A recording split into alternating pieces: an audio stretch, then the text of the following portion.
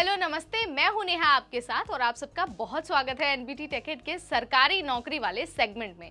आज इस सेगमेंट में बात होने वाली है रेलवे में भर्ती के बारे में। और ये जो भर्ती है ना, ये civil engineer, mechanical engineer, electrical engineer और इलेक्ट्रॉनिक्स इंजीनियर वाले बच्चों के लिए है। लेकिन ये भर्ती निकली कहाँ पर है, आप कब से कब तक अप्लाई कर पाएंगे, कहाँ अप्लाई कर पाएंगे और साथ ही आपके पास कौन सी क्वालिफिकेशन होना जरूरी है, ये सारी चीजें इस वीडियो में हम आपको बताने वाले हैं। आपको कुछ नहीं करना है, बस इस वीडियो को एंड तक देखना है ताकि कोई भी इंफॉर्मेशन आपसे मिस ना हो जाए। बीच में अगर आप मिस करते हैं तो हो सकता है कि कोई पोर्शन आपसे मिस हो जाए। तो चलिए शुरू करते हैं।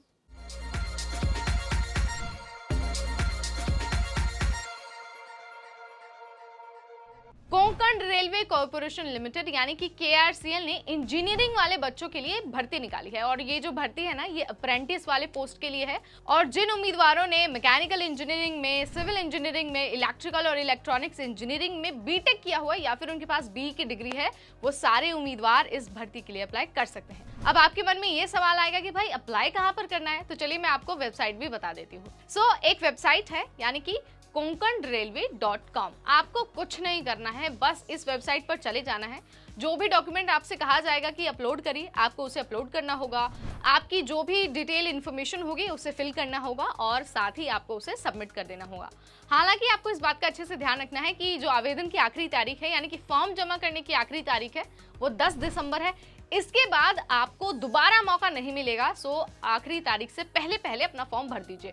आप ऐसा बिल्कुल मत करिएगा कि 10 दिसंबर या फिर 9 दिसंबर को ही बैठे हैं अप्लाई करने के लिए, क्योंकि अक्सर क्या होता है कि जब आप आखिरी दिनों में अप्लाई करते हैं ना, तो या तो लिंक एक्टिव नहीं रहता है या फिर ट्रैफिक होने की वजह से जो वेबसाइट है ना वो ही क्रैश हो जाती है। इससे बेटर है कि आप अभी ही जाकर अप्लाई कर दें और अगर कुछ एडिट वगैरह रह जाता है तो आप उसे 9 दिसंबर तक कर सकते हैं। याद रखिए कि अगर सिविल, इलेक्ट्रिकल, इलेक्ट्रॉनिक और मैकेनिकल में आपके पास डिप्लोमा है तो आप इसके लिए अप्लाई कर सकते हैं। आपको इन चीजों का बहुत अच्छे से ध्यान रखना है।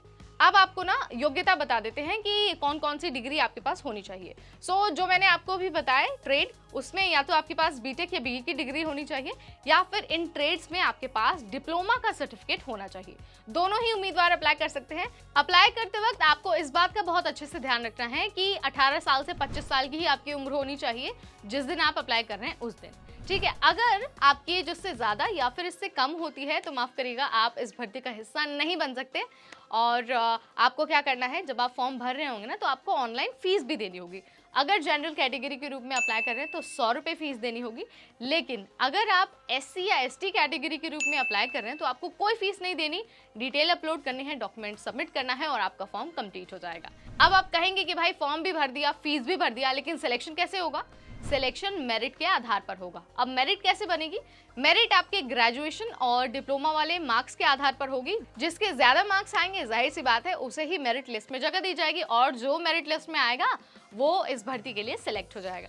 भर्ती के बाद ना आपको स्टाइपेंड भी मिलेगा। जो ग्रेजुएट अप्रेंटिस वाले बच्चे होंगे उन्हें सिलेक्शन के बाद 9,000 रुपए मिलेंगे। जो डिप्लोमा वाले बच्चे होंगे उन्हें सिलेक्शन के बाद 8,000 रुपए मिलेंगे। आपको क्या करना है, एक बार फॉर्म भरने से पहले ना नोटिफिकेशन से गो थ्रू हो जाना है ताकि कोई भी कंफ्यूजन आपके मन में ना रह जाए।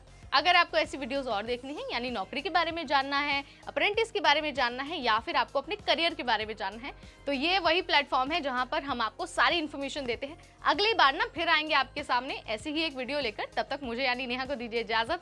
Stay tuned to NBT टेकहिट।